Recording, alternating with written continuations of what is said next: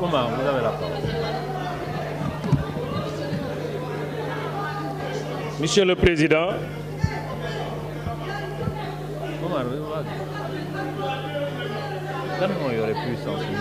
Monsieur le Président, Monsieur le ministre représentant le gouvernement, chers collègues honorables députés, je voudrais, Monsieur le Président, tout d'abord que vous puissiez me permettre, au nom du groupe parlementaire que je représente, Benno Bokk Yakaar, vous adresser mes vives félicitations à la suite de votre, certes bruyante, mais brillante élection.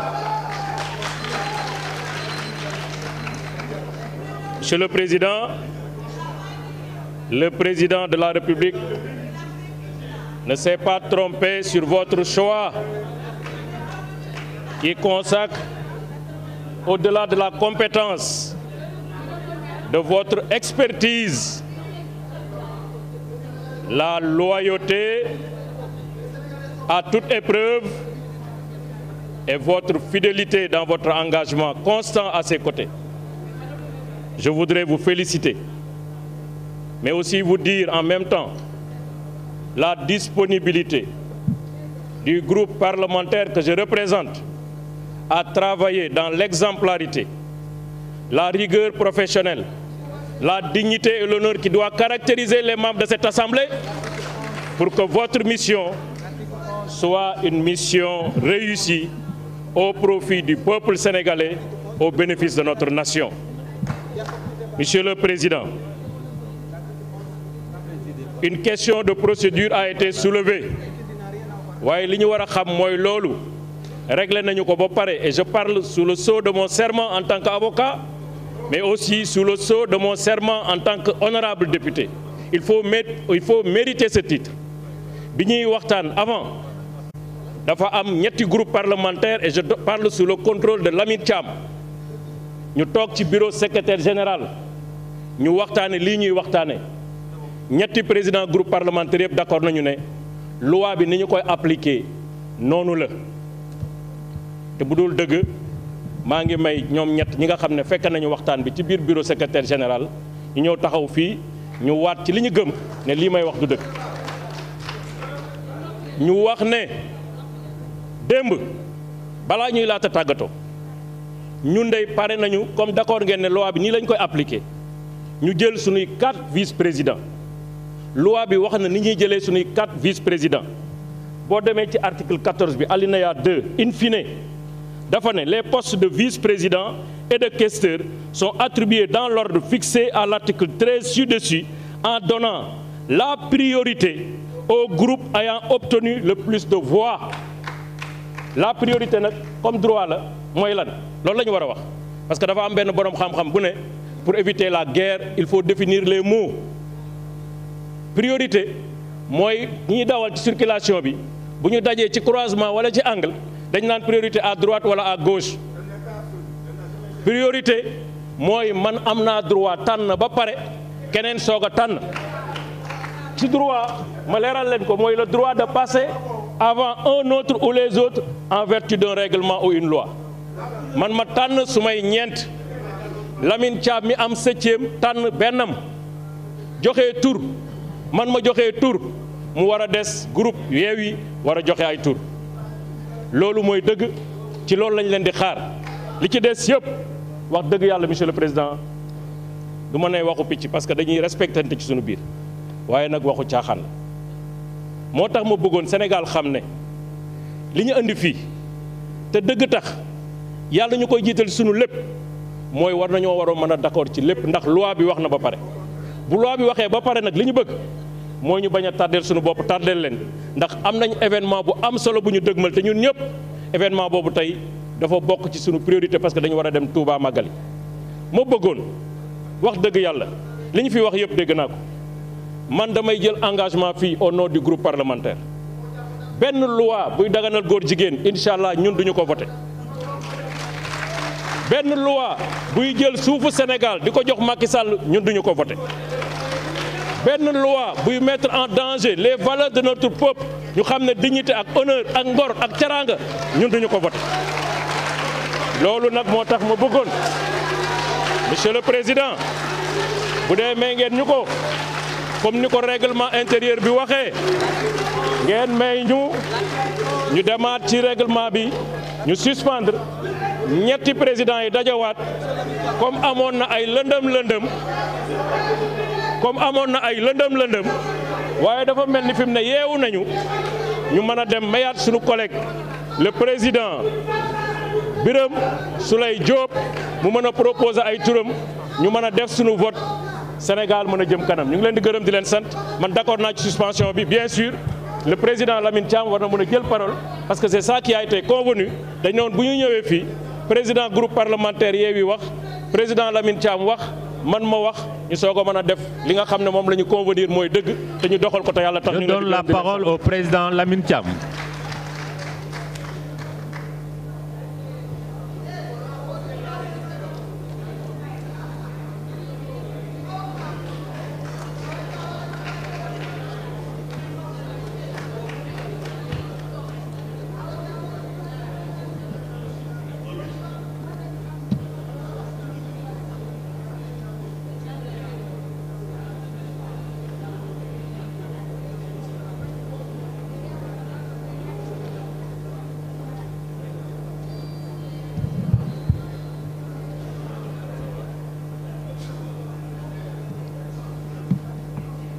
Assalamu alaikum, chers collègues,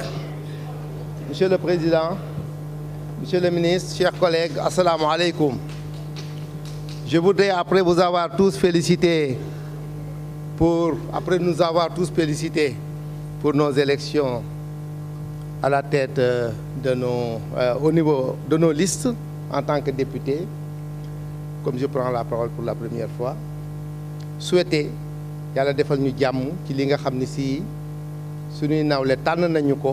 ginnaaw bi nga xam ne si suñuy coalition def nañu ci suñuy liste ñu wër réew mi campagne dige ak ñoom di ñaan yàlla li ñu dige ak Sénégalais yi ñu mottali ko fii mooy taxawal leen fii dignement représenté fi Sénégalais yi lépp lu nga xam ne si naqari na leen ñu dindil leen ko di fi wote ay loi yu nga xam ne si ak ay budget yu nga xam ne si lépp luñ ci appliqué day nekk lu nga xam ne si ci njariñu réew mi lay doon dinañu ñëwaat ci waxtaan yooyu wax rek ci li fi xew assemblée bérébu waxtaan la assemblée bérébu concertation la assemblée bérébu jaxasoo la loolu moo tax démb bi coow yi tàmbalee ma ñëw jël le collègue yum parce que xamoon naa ni moom la ñu defoon tax waxoon gu ñu woon sax ni groupe la xamoon naa ko ak xam ni Birame Souleye le président Birame Souleye la ñuy def ñu jëkk a génn dem waxtaan yi bi ñu demee ñu ni waaw luy problème bi parce que man je ne voyais pas le problème bi ñu s'il vous plaît nañ dégloonte rek comprendre ma woon quand j'ai vu ñuy jël enveloppe yi xaw ma woon lu xew bi pëccoxoo bi amee ma ñëw génne président yi ñu dem toog bi ñu demee toog ma ni Birame Souleye quel est le problème waxuñu c'est là où ils ont parlé de affaire li xew lépp pour dire que dès le début rek quand un problème existe le premier réflexe bi ñu am mooy génn waxtaane ji ko ndax fii lu nekk lañ fi réglé ci assemblée bi mais ci waxtaan nañu jàpp loolu boo ñëwee ni lii ñu jëm problème war na ci am nañ ko waxtaane boo egsee rek bala ñëw yow dañ jëm ci président nañ leen dajaloo dem ci président waxtaane ni lii avant ñuy dem ci hémicycle bi problème la naan indi nañ ko waxtaane démb nag bon on a manqué de ça mais tàmbali nañu waxtaan yi donc pour en arriver au sujet bi ñu demee bi ñu paree vote bi ñu fi am démb ni mu fi amee ñëpp gis nañ ko après ñu dem waxtaan yi bi ñu paree wax bi génn nañu dem waxtaan yi ci guddi gi le président Youm le président Birame Souleye ak man ñu dem autour du secrétaire général ñu ni il faut ñu defar bureau bi bala ñoo dem ñu defar calcul yi ñu d'accord ci calcul yi amul benn problème ci calcul yi ñu ni kon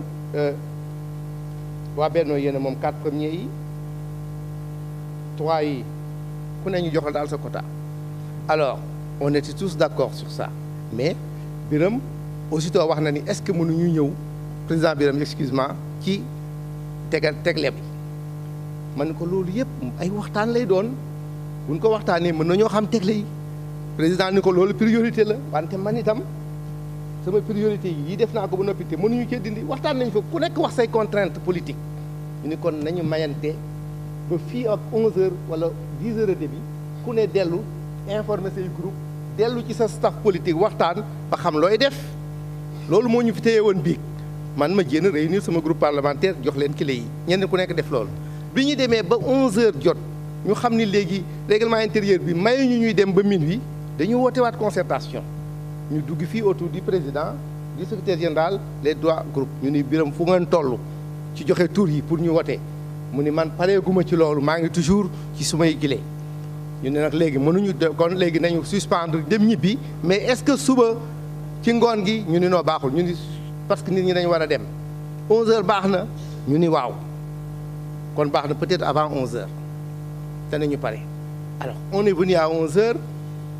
tour yëpp egseegul on a vu que bulletin yi pareegul parce que le président n'avait pas encore fini aussi de donner les noms on a fait encore une concertation pour wax leen nit ñi ngi gisee ñi ngi wax on a fait encore une concertation ñu waxtaanaat ci affaire tur yi ba duggaat ci affaire président de commission yi ba posé foofu yu bari ñu waxtaane ko fa alors liñ fa mujjee waxtaane waat tam mooy le président Youm maintient que moom kat ordre bi da koy retenir le président Birame Souleye aussi dit que même s'il est d'accord sur les calculs et tout il a toujours une difficulté sur l'ordonnancement qu'il posera en plénière encore pour voir qu'est-ce que les gens répondront de cela. En tout cas, c'est une question politique qui est là. Alors, voilà les faits. Donc, nit ñaa ngi waxtaan, il y a des difficultés, mais loolu,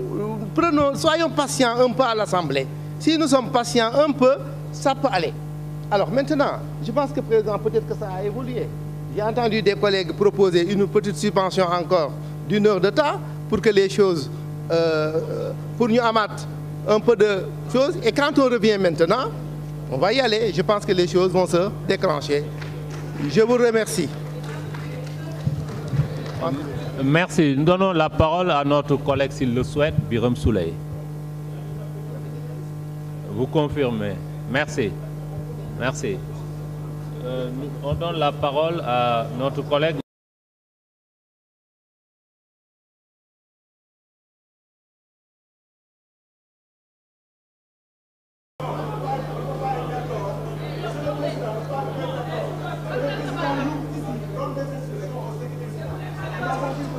Je donne la parole à notre collègue Mame Diarra Fam.